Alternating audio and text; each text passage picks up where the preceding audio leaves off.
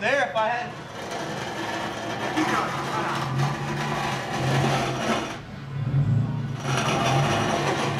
Hold that.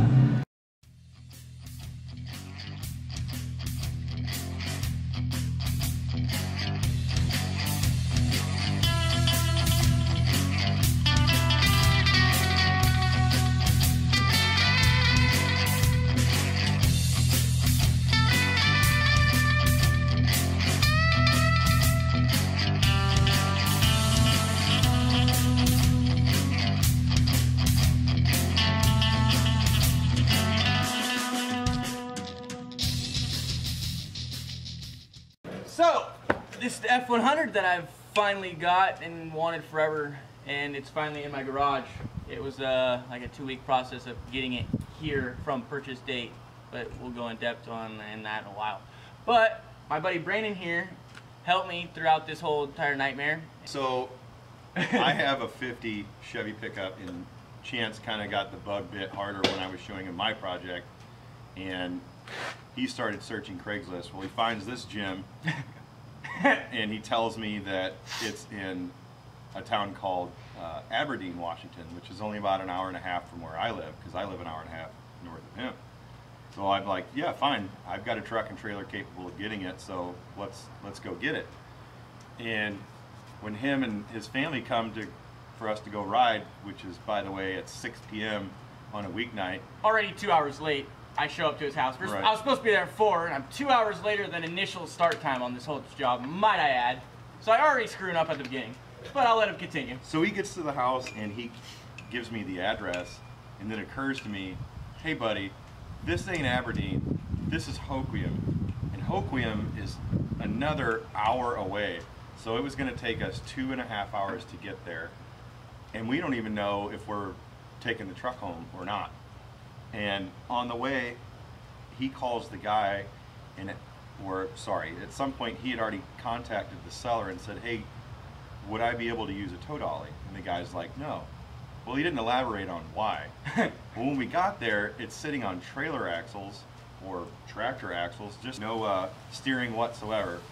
And they were over a foot wider than the trailer we brought. So a new plan had to be devised quite quickly. Now it's at like 11 o'clock, 11:30, it's pitch black, starting to rain, it's miserable. And the two guys, the father and son that were selling it, the son, he's in his early to mid 50s, but he's just one of those guys that he doesn't ever care in the world. He's just set 4 low, just rolling around. There's a turtle and there's a rabbit. I'm the rabbit, he's the turtle, and it was terrible. So we would ask for a tool, and the guy would take 10 minutes to go get it. He didn't give a damn that we still had a 2.5 hour drive back. And I had to work at 7 o'clock in the morning the next morning, or that morning, because now that we're talking, it's probably like 1 o'clock in the morning. Still working on the damn truck, not on the trailer yet. So it became comical quite quick after we figured out that it was going to need some modifying to bring it even on the trailer. Like as soon as we started to devise a plan on what we would do, we were going to cut the axles, shrink them, just one over the top, tighten it back down the U-bolts, just so I could get on the trailer and we could get out of there. Well, homie brings us a piece of shit Ryobi battery-powered grinder that took him 20 minutes to just find the cutoff disc. And that went south quickly. I'm like, hey, this guy's got a banging shop, man. He's got to have a torch. All right, well, we find a torch. Yeah, he's got one. Guess what? The oxygen's empty. Like, of course. Yeah. Anything that could go wrong, it did go wrong. 100%. So we get another bottle of oxygen. We're into cutting. We finally, the axles are 100% solid, like 2-inch square tube. So it takes a while to get through them with the tiny torch tip he's got. But when it was all said and done, I believe we got the truck on the trailer at 2:30 a.m. and headed off at about 3. And then he has to be at work, like he said, at 7. So I was a little late. We got back to my house at 5:15 in the morning, and we had set off at about 6 p.m. the night before. So yeah, and then he still has his normal life on work and stuff, so the truck just kind of sat at his house for a week, and I really didn't care, because he's already helped me way more than he needed to help me. So now here it sits, and hopefully I can get this done in a timely manner. I want to do like Crown Vic swap in the front end and C-notch the rear, throw it on some airbags, and make it a cool little like frame scraper all said and done. I don't know if I want to do a 4.6 Crown Vic motor or like a 302 with a T5 transmission, or I have to research a little bit more, but I think it'll be real fun, and hopefully I get a lot of comments and stuff from you guys to see if I'm doing something completely wrong, or if you have an idea of something that'd be cool, and I'll be like yay or nay or hell yeah or whatever. But one thing I forgot to mention, oh. I wouldn't say forgot to mention, like I said, the oxygen bottle, the grinder. Anything that will go wrong did go wrong. It was hilarious. So I borrow my friend's trailer. It's too narrow. He does give me a winch to use.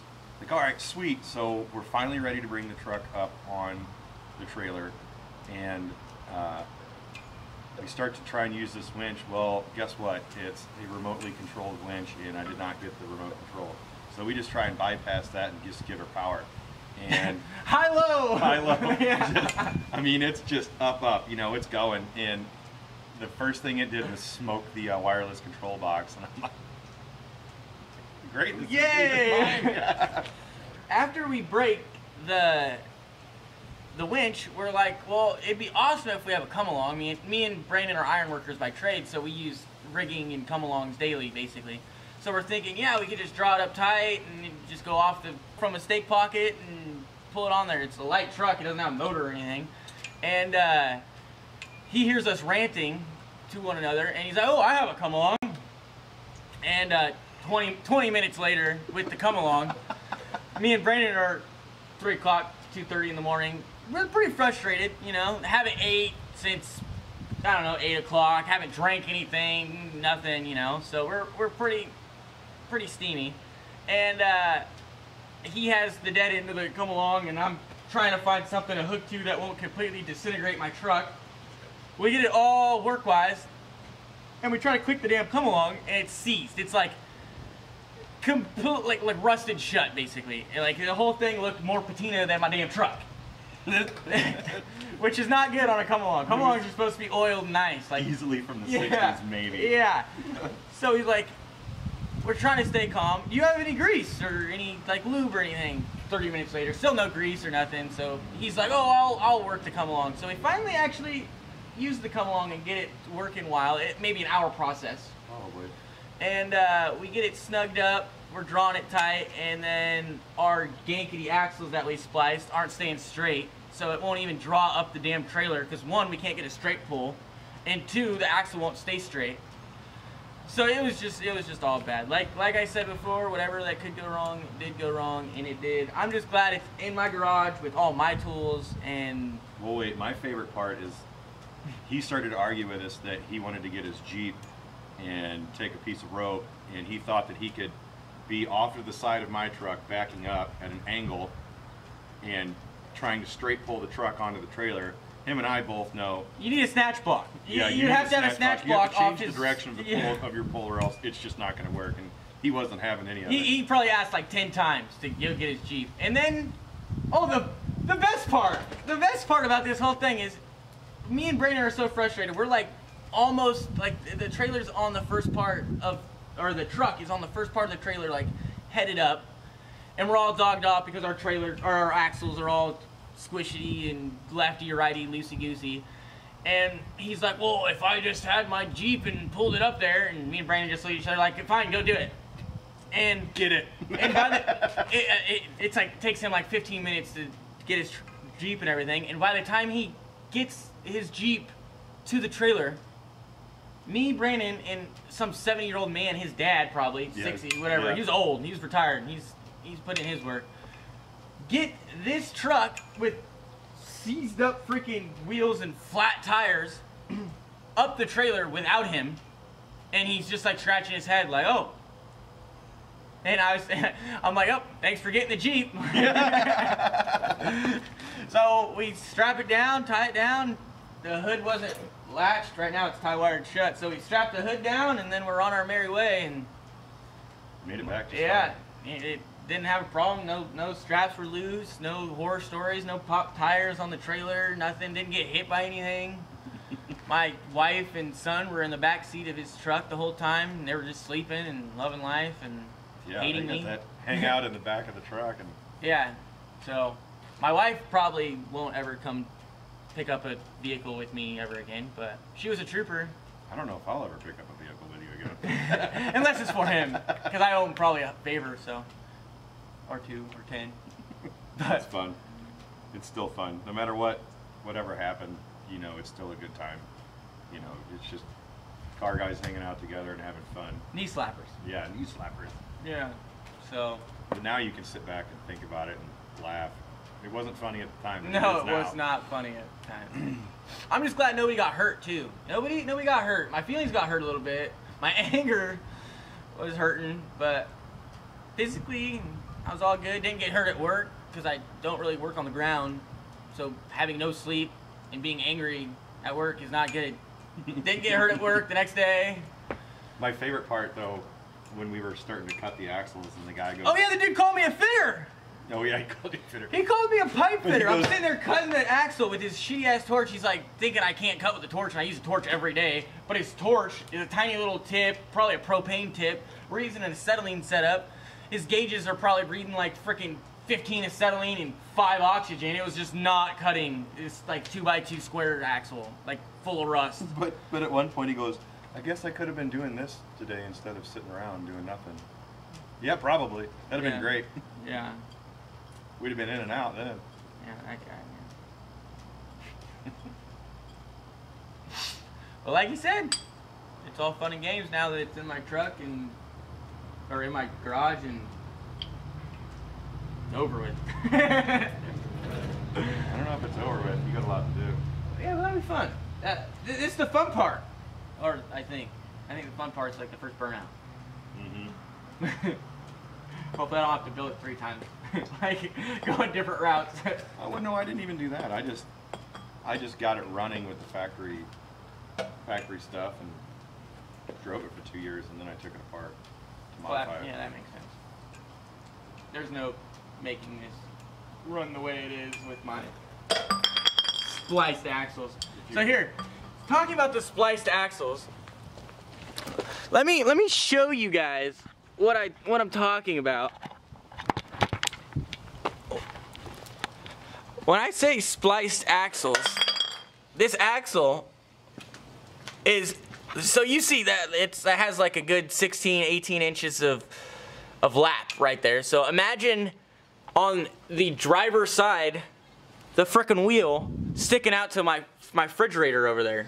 Yeah, he had it flush on one side and then sticking out. Yeah, and on the picture on Craigslist was this side, and it was flush. So I'm like, why won't it fit on a car dolly? I'm so confused. But yeah, like Brandon said, he was not very. He didn't divulge all the information. Yeah, he was not a detailed individual.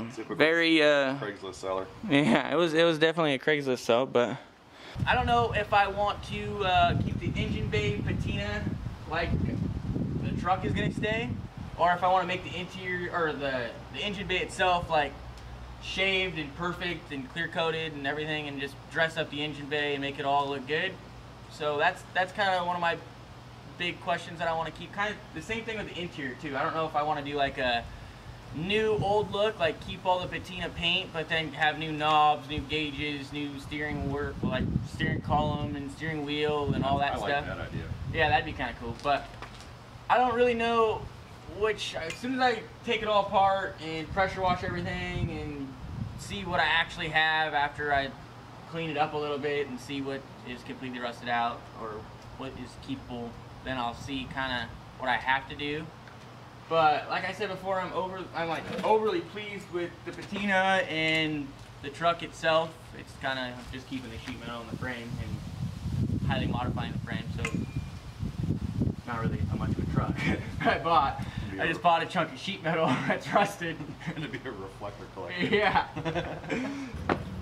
This is like Brandon's intro to the Chantz Fabz YouTube channel. He's gonna be featured. He has a pretty sweet truck, like you mentioned, and I'm gonna help him do a little bit to it. He's basically completely rebuilt the whole entire thing multiple times.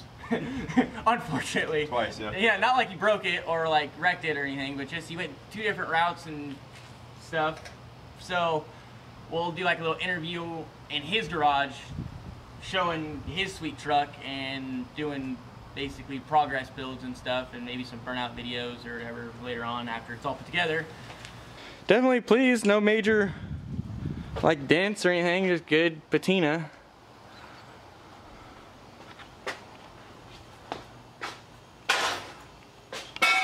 Oh.